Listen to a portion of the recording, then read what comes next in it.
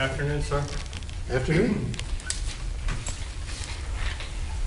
I want to go over a couple of things with you that you discussed with Mr. Escobar during your direct examination. I promise you we're not going to play all the videos. In fact, we're not going to play any of them. I like the blank areas in the video. They're really exciting. Yeah.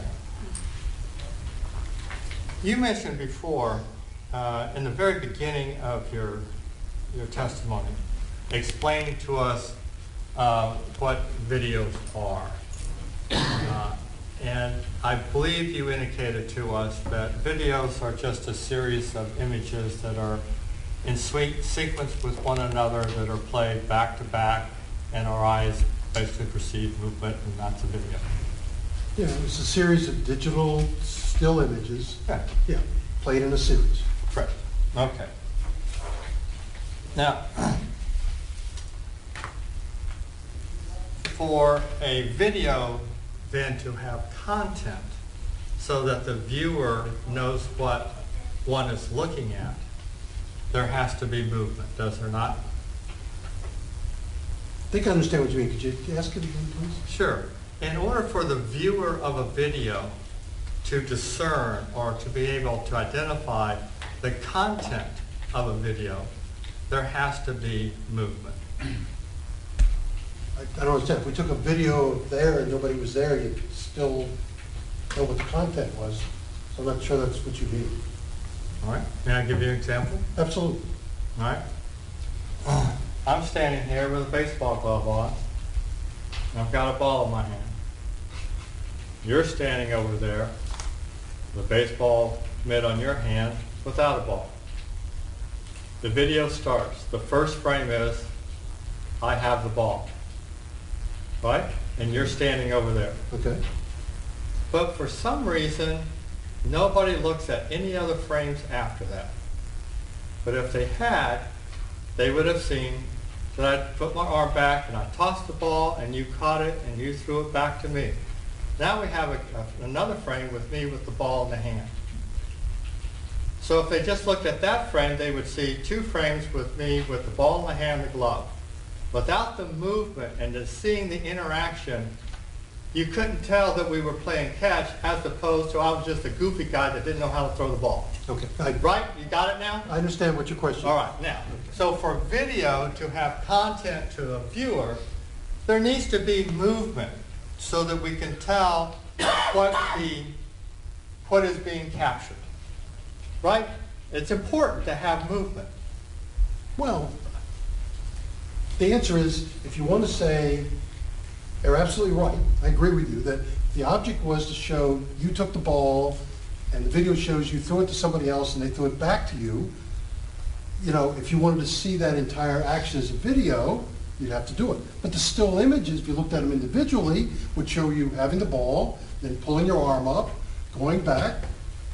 In other words, that motion would still be perceived, but it's in a different way. So each way, looking at the individual images, looking at the video, in a sense to your brain, gives you different information. The video can be deceiving. In other words, if I have a video frame and my hand's up here, and the next frame, my hand's here, you as a person will perceive I did that, even though I might not have done it. So in other words, each one has its limitations and what it can show you. How does that occur? The desk come up and hit your hand? I'm sorry? See, that's what you and I need to chat about. You just said that we wouldn't know if a hand was up here, and then the next frame, the hand was down and you slapped the desk. And your statement to me was, we don't know if we just looked at those two frames, if you actually moved your hand down and hit the frame, right? No, it's the other way around. In other words, if you looked at the two frames, you have one frame's here, Yeah. and the next frame's here. Yeah. Okay? If you look at it as a video, you're going to swear I did this. Okay. Okay? Even though I might have gone, or whatever, because you don't pick up that area in between. So in other words, you have to be careful. In other words, the video can make you believe, potentially, if you don't have enough images, if you have 15 or 30 per second, usually that's not a problem, but if you only have a couple per second, then you know, your mind is always going to put in there. It's like if somebody sees you right there and then you're over there 5 seconds later, they're absolutely going to perceive you went over there, but they won't really know how you went over there. So the answer is each gives you, in a sense, kind of different information. Okay. And we talk about the area between, like you mentioned, the hand is up like I'm taking an oath, or it's down by my side like I'm going to reach into my pocket. What you're saying is, without the frames in between, you don't know if I came straight down, if I came out with my hand, you know, pointing towards your nose and down. That's what you're telling us, right? But you have to look at all the frames. All right. Yeah. So when you do have all the frames, when you have all the frames, and like in this case, 30 frames per second, But and there is approximately. 29.97 actually, but. Okay. No, you're right, it's approximately 30, but it is 29.97. Okay. When you have all of the frames, then you're not fooled. You can determine the content, correct? You should be able to, unless somebody's moving faster than the video can handle. All right. So that's the point. You have all the frames, you have everything in between, that in order to give content, you have to have movement. I guess I have a problem with content. Let's say if you want to see motion, then you have to have all the frames to see what's going on. And in order to have motion, that's how you discern exactly what is happening in the video, by motion. If you're interested in the motion part, the answer would be yes.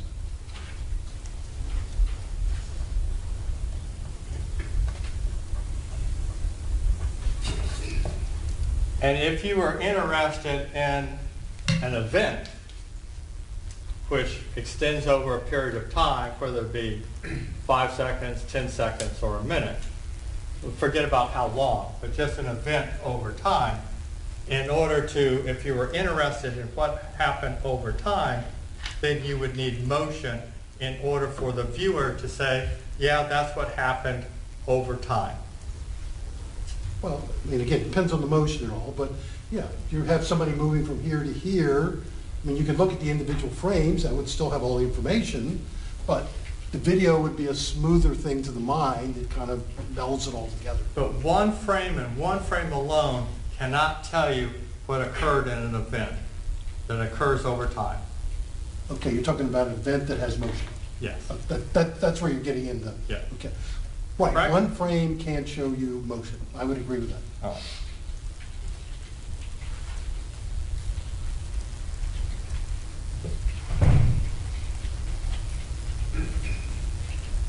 When we talk about video forensics,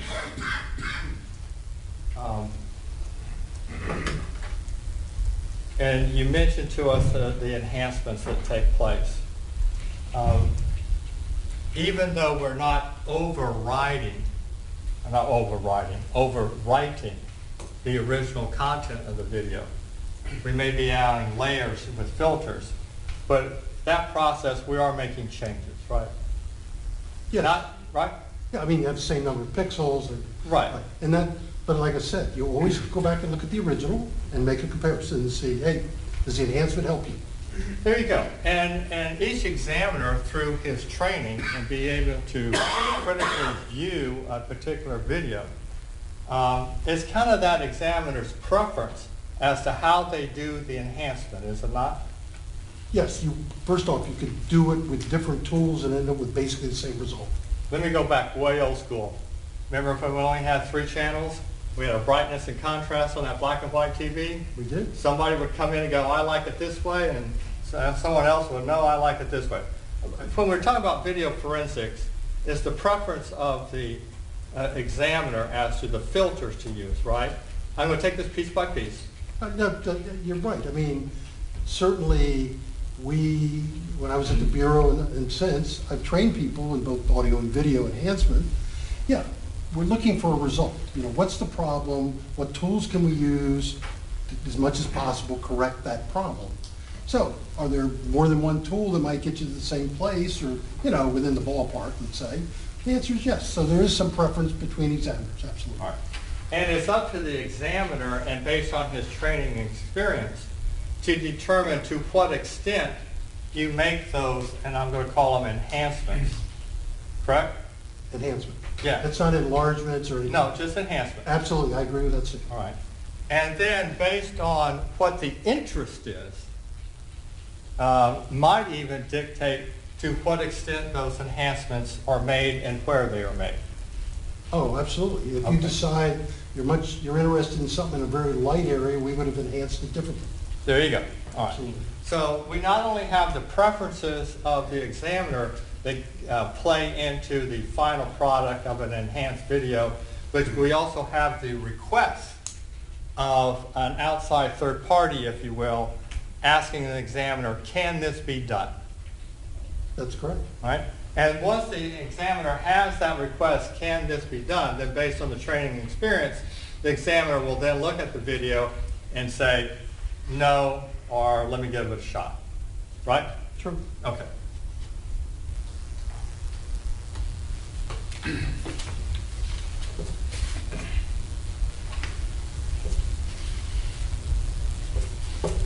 And when we talk about the enhancements, depending, at first, let's take away the specific request to do something. All right, we just want to, and the examiner wants to enhance it to his preference. Okay, let's just talk about that for a minute. Okay. When you have an officer come in and say, look, here's a surveillance video, just make it look see what you can see, do the best you can, and no specific request. Then that examiner will then apply the particular filters and try to get the best video that's out there where all the detail can be seen to the extent that it doesn't distort the video, right? There is a limit that you could go.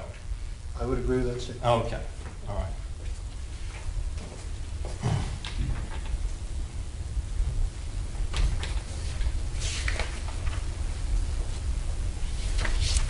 And would you not agree that whether it's a specific request or a general request, the whole purpose of an enhancement is to provide a product in which a viewer who has interest in the content of that video then can have all the information available to make whatever decision has to be made, especially in a court setting.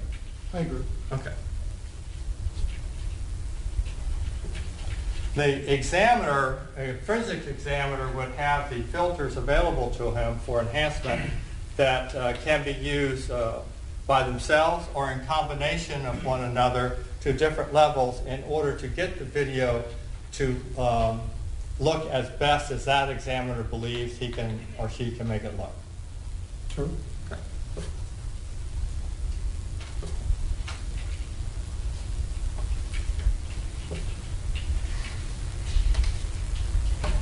A camera gathers in light, right? Help me out a little bit. I'm going to play layman with you. A camera gathers in light, and then from that light, digitally, we get the image. Is that a real basic?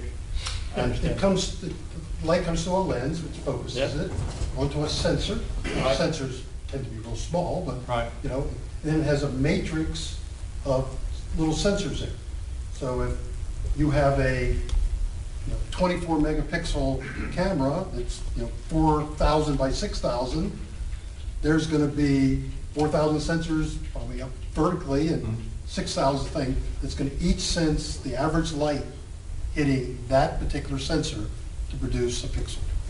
And when we look at a video, a camera can actually capture, at times, a lot more content than the human eye can see on the video without enhancement. Say that again. Sure. I'm going to go backwards. I'm going to reverse engineer it.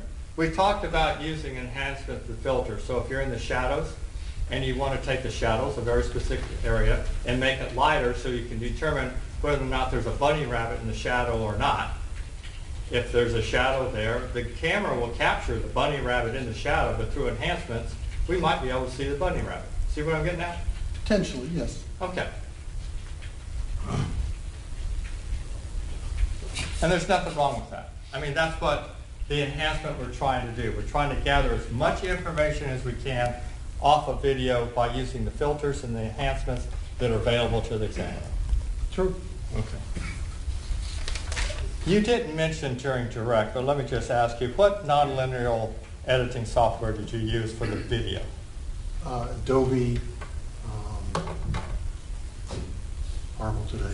Let me see which version we used of it. I think we might have used two different versions.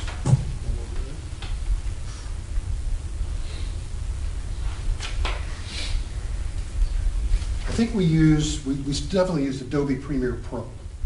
I believe most of this was done with C. Charlie S. Sam 6. However, we do also have the newest version, which is CC 2017. So really, the older version in some areas actually has some advantages. So we've actually, like if you looked on our, I don't know if you had a chance to look on our laptop, we had both CS6 there and 2017 on there. So we have the newest version, but that particular version, CS6, has sometimes some advantages that we like for use. All right. Now, have you been to the seminars, schools, tutorials, classes, whatever you want to call them, that Adobe puts on every time a new version comes out to train the examiners on how to use their product? They don't have a new version every time it comes out. We directly interface with the technical staff at Adobe.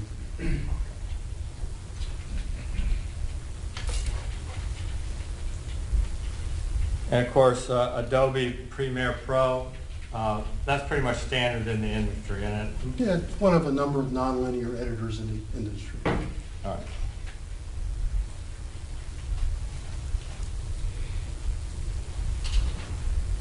As far as the images, the bit or the TIFF files, what part of Adobe, if you used Adobe, did you use for that, or did you use another software for the enhancement of No, the bitmap will, Adobe Premiere Pro will pull off every bitmap of every frame of any file that it can read.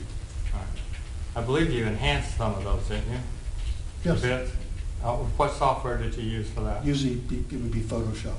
That's contained within the Adobe Premiere software? Separate program, but still part of Adobe. Okay. Again, an industry standard.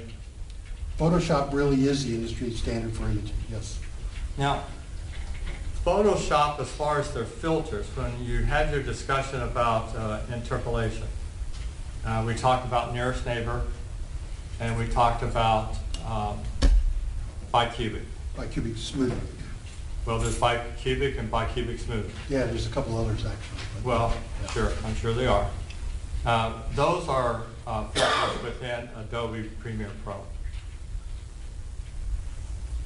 It may be, we use Photoshop, that's what most people use. But you can do some of that, certainly with the Premiere Pro. Okay. And I was going to get to the next one. Photoshop also has both of those filters. Yes. All right. And as you indicated, Photoshop is the industry standard as far as forensic examiners doing the work like you do. Well, Photoshop is the industry standard for imaging. For imaging. Forensically, we use it. It's not specifically set up for forensics. It's not direct what the developers of Photoshop use. We use it because it's great, but it's not specifically for forensics. People engaged in forensic examination of photographs, though, do use Adobe Pro. Right? Adobe Pro. I'm sorry, Photoshop. I looked down. Oh, yeah. Like I said, it's what everybody in imaging, not just forensic people, use. It's an unbelievably good software program. And as we talked before, within that software program, it would be the preference of the examiner as to what filters he or she may use in order to produce a product that that particular examiner feels is the best quality that can be produced. Okay, are you talking about enlarging it or just the filtering? Just the filtering. Oh, the filtering, absolutely. We talked about that before. All right. Now, when we talk about bicubic and nearest neighbor, again, and I looked down and I did the same thing, Photoshop. again, it is the preference of the examiner as to whether or not which interpolation filter or application within that program is used in order to produce whatever that examiner feels is the best product. I would absolutely disagree. I can't believe anybody would agree with that. First off, you never do interpolation at all. That's why you use nearest neighbor, because it doesn't interpolate. Interpolate means you're letting some algorithm make, I hate to use the word guesses, but it just makes an educated guess what it thinks it should be. As you saw in the example we gave, it took 6, pixels that were in a rectangle and made them into kind of a, whether you wanted to make it a circle or a square, it was completely different from the original. So the answer is, using that function as an artistic type of thing is excellent. In other words, if you had a family picture and you wanted to blow it up, what would I tell you? Go in there and try all of them and see what the results were and see what you like. It's not going to make more detail, it'll actually reduce the detail. And if you like one better than the other, I'd tell you to use that. But forensically, you're changing the whole image. It's, like I said, the example I gave, you end up with only 1.3% of the original pixels in the image. That, you can't, forensically, you can't change it. It's got to stay the same. You can blow it up as big as you want, but you got to keep the image intact. And it's not a filter, it's definitely a degradation of what's happening. But from an artistic perspective, fine. Forensically, no. Now, we talked about whether or not we did interpolation or we used the filters. You discussed with Mr. Escobar that that as an examiner, you don't like to work with the first original or the first clone. You make a working copy, so you'll always have something to go back and compare. Remember that line of testimony? Absolutely, yes. Right? And that's the same with interpolation, right? You can use whatever you want to enlarge it, and if you can go back and look at the original raw first copy, whatever, that hasn't been touched, then someone can look at it, and if they look the same, they look the same, right? But no, I really don't agree. It's, in other words, filtering is one thing. Interpolation means you're putting pixels there that never existed. Enhancement means, oh yeah, you lighten some areas, sharpen some areas. Interpolation means, gee, the example I gave, 98.7% of the pixels in your new image never existed in the original. Okay. It is made up by the computer. And how does that change the content to the viewer? Let me give you an example. Take a picture of my hand, and then you use the interpolation, if you will, to make it bigger, and all of a sudden my hand's over here. Now, according to you, it's not the same, even though if you look at my index fingers, it might be a 2-to-1 ratio, but because I only have a percentage of the pixels over here on the large one, and I don't have all the originals on the smaller one, nobody can see the difference. Is that what you're telling me? I'm not telling you that at all. You looked at my example. I did, and I'll get to that in a minute. But everybody in that example could clearly see what we started with and what we came out with were drastically different. They didn't seem to be related to each other. When you use nearest neighbor and compared it to the raw. Well, nearest neighbor doesn't change it at all. It's not interpolating. That's what I'm saying. There is no interpolation if you properly use nearest neighbor and the magnifications I talked about. If you use bicubic and all, and again, I'm not against them if somebody wants to use them artistically. But forensically, I know of no one that's ever told me you make an enlargement and just completely change it. It's not a filtering process. It's a process where you degrade the original so you can get more pixels.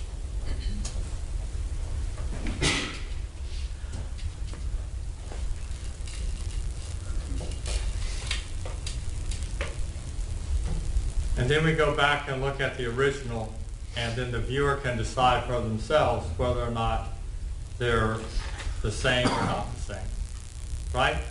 I know, I don't, when somebody could do that, I just don't agree. It's not like filtering. Why would I absolutely downgrade the quality of an image, make it so it doesn't even relate in some ways to the original, except very general way and give that to somebody. That's not what you do forensically. You know, I don't know of anyone that, you know, has an engineering, science background, works in imaging, that would ever do that. That would be, to us, a rookie mistake.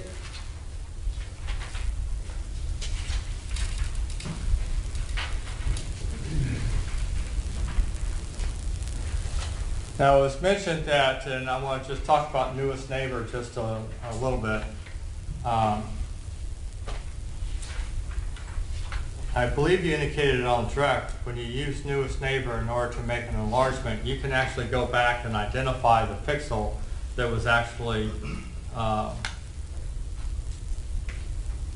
do you want to call it, copy or clone? You know, based on your little Foursquare example. As long as you make it magnification, you end up with a square each time. So you enlarge it, magnify it double or you know, 4 times or whatever. So you always end up with squares. What's in each square from the original pixel are just duplicates of it. Okay.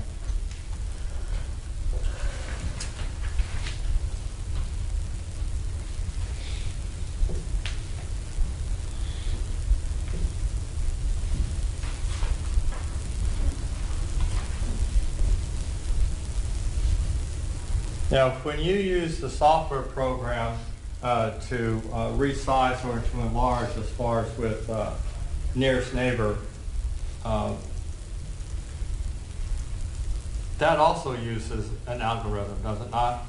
But it just repeats the pixels. It still uses an algorithm. Well, sure, everything is done with an algorithm. Okay.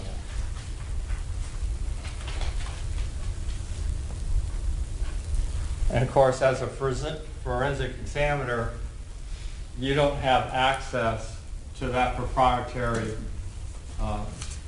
source code regarding that particular application of nearest neighbor.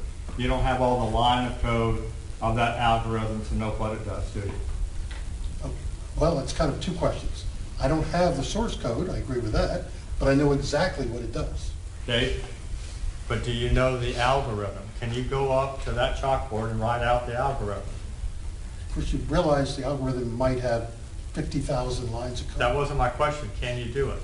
Even if I knew it, I wouldn't remember 50,000. But you don't know it, do you? I know what the code does. When you do bicubic, yeah, there's stuff online that tells you pretty mathematically somewhat what they do, but you don't know how it makes that new, all those other new pixels, they don't have it. There is no interpolation. Nearest neighbor, at those magnifications, takes a pixel, and if you want to make it 200%, it imitates it 3 more times and makes a square. It does that with every pixel in there, so you end up with exactly what you started with, just enlarged. It's very straightforward. It's a very common algorithm. Yeah, I don't know the source codes. That would vary by the program, if anything. But second, I know exactly what it does. Bicubic, yeah. Even the people that write the software couldn't tell you on a particular image exactly what it does look like when it gets done. You know, it's just going to vary by what colors are there, how dark it is, how light it is. All those parameters affect the result. And what we saw when you enlarged with nearest neighbor is we saw that blocking effect that you talked about. The pixels get large and they're square. By the time you blow it up, I think it was almost 400%, the whole picture was just a bunch of blocks. It was exactly imitate what was in the original image. A bunch of blocks. Well, that's what was in the original image.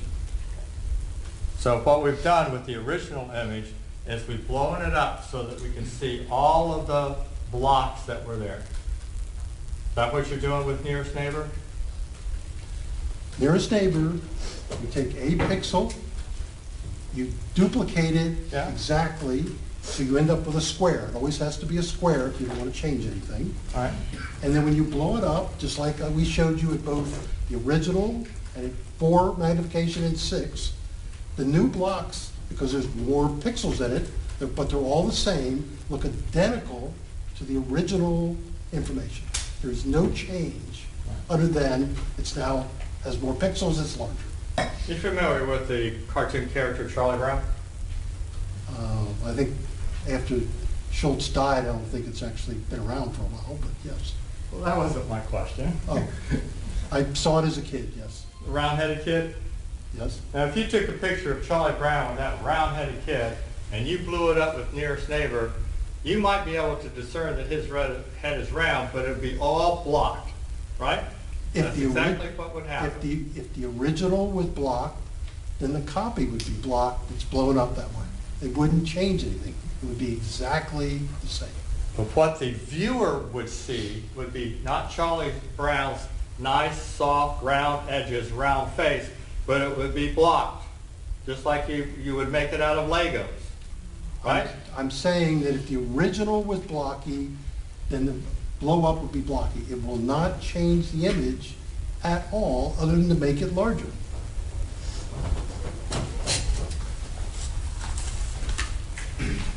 So you're telling me, with nearest neighbor, that Charlie Brown, if you blew it up for that 400% like you did, he's going to have that nice, round, smooth circle around that nice round head of his. That's what we're going to see. If the original was that smooth, when you blow it up, it'll stay smooth. If the original was blocky, as you call it, it will be the same when you blow it. It's exactly the same. It doesn't change anything. It stays. That's why everybody uses it. It's exactly the same. I understand that the pixels are going to remain the same, but the viewer sees. No, it wouldn't change it. No. Okay.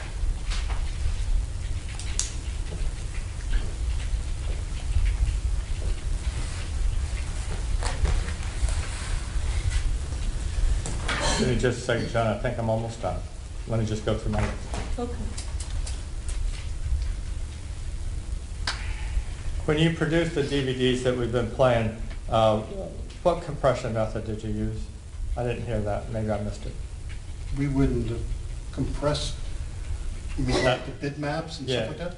No, I mean the DVDs that were being played, the videos themselves. Well, if it's a video DVD, Yes. then it's got to be in that format. Okay. And you use DVD format? Well, you can't put it on the DVD without it being in that format. You burn it to the, to it. If it's a data, it's exactly what it was before. Okay. Do you know what the aspect ratio of that, 35:1, 42:1, what was, when you convert it, when you take the raw data, the event file, and put it into a DVD format? It becomes more rectangular on the VHS, a more rectangular pixel. And it goes from 480 640 to 480 by 720, but the pixel aspect ratio is corrected when played back. So it comes back looking correct.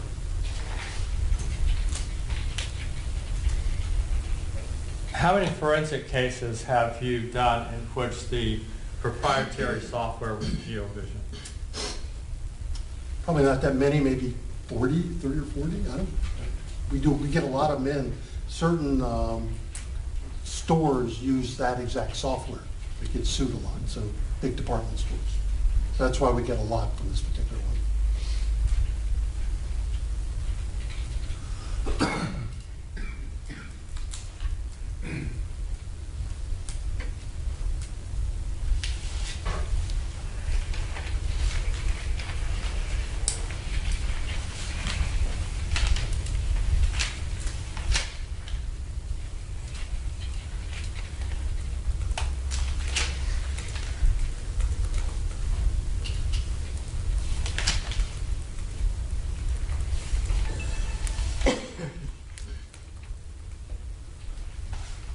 Almost done. We talked about the content highlights. I think we had some videos. I got a little confused with the exhibit numbers, but I think it's omitted exhibit number 9. So where we had the red, I'll call it the square, if I could remember it right, there's a red square and a yellow circle, or a red circle and a yellow circle. You know what I'm talking about. Well, number 9 is actually Q6. So that is Okay, in well, you know what I'm talking about. I know what you're talking you put the red over a particular area of interest that was provided to you by the defense. That's what your testimony was. Absolutely. Okay. Now, after doing that, tell us, if you can, what is the distance between that object, or whatever that is, that you circled in red, and the floor where the seat is sitting on? I don't know.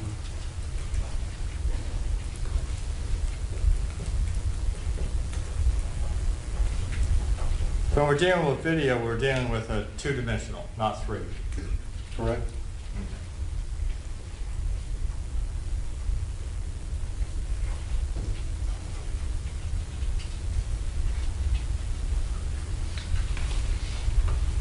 Did you take it upon yourself, as far as that area that you circled in red, to track that and correlate that with any other movement within the video? No.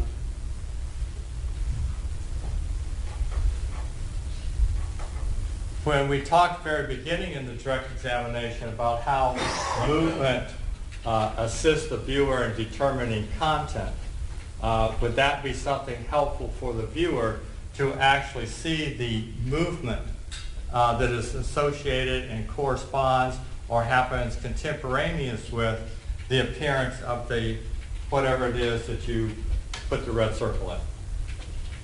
Sounds more like a legal question than a technical question. I don't know the answer to that. Well, you and I had that conversation about content and movement. Remember our little conversation about throwing the ball and catch? I know what you do, but I'd have to know, what are you trying to relate it to in the picture?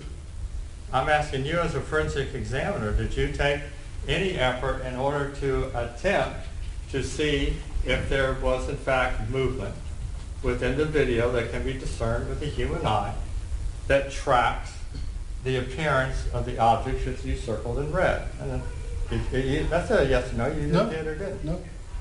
Do you think that that would be helpful for the viewer who is trying to make an informed decision about what is actually occurring within the video, to view it in that manner, to see the movement, the fluid movement, as that particular red dot appears, or whatever that is, circle, appears and disappears within the video?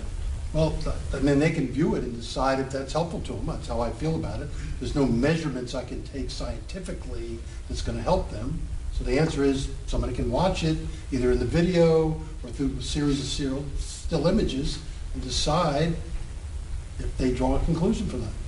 So the movement, I assume from that your answer is yes, a viewer can do that. They wouldn't be absolutely wrong for doing that. That's why. No, I mean, people can look at the video and see what they see. Fair enough. Thank you for your time, Seth. Well, thank you. Judge, thank you. Thanks, Mr. Martin. No need for any further questions. May this witness be released? This witness can be released. Thank you, Mr. Cohn. You're free to go. Thank you, Your Honor. I kept my promise. Yes, you did. Didn't we have one more witness for Your Honor, today? I've blown my entire lineup completely, and so we were hoping to get at least 2 to 3 more witnesses in today, and we just couldn't. We knew that we were running so late that, so we'll revamp our lineup for tomorrow. Okay. If we need dinner. No, Mr. Peck was released by me much earlier. I wasn't going to keep him here all day. He's here at 3 o'clock. Judge, we're going to need tomorrow's witnesses this afternoon, obviously, in order for us to prepare, so Okay. if they can. We're going to group up now and see All right. how we're going to do that. Let's keep in mind, if we need to work earlier and later, I'm fine with that. Tomorrow may be a good day for us, maybe to work a little later. We may be able to expand our lineup a little bit, and that may help Okay. us. I'm going to call everybody tomorrow. We're trying to accommodate the witnesses as well. So I can tell you there's a couple of witnesses that had a test here and what have you, so we're trying to fit them in where it best fits them. But Okay. I'll give Manny a list, either right before we leave here, or at least within an hour of us getting back and trying to figure this out. I've got to make some phone calls as well, Judge, because I've now adjusted the lineup of many of the witnesses, and so we've got to do some work. All right, you'll be able to give them a ballpark? He's got my cell phone number, and I will definitely, I'll give him a few of the ones that I think we're definitely gonna be calling. Yeah, I mean, at least, so we can start as far as. I will, as soon as we group up here, we'll give him at least a few, and then he Oh, and I. you don't know the few now? No, but he and I will talk tonight again, early tonight, so that he can be prepared. All right.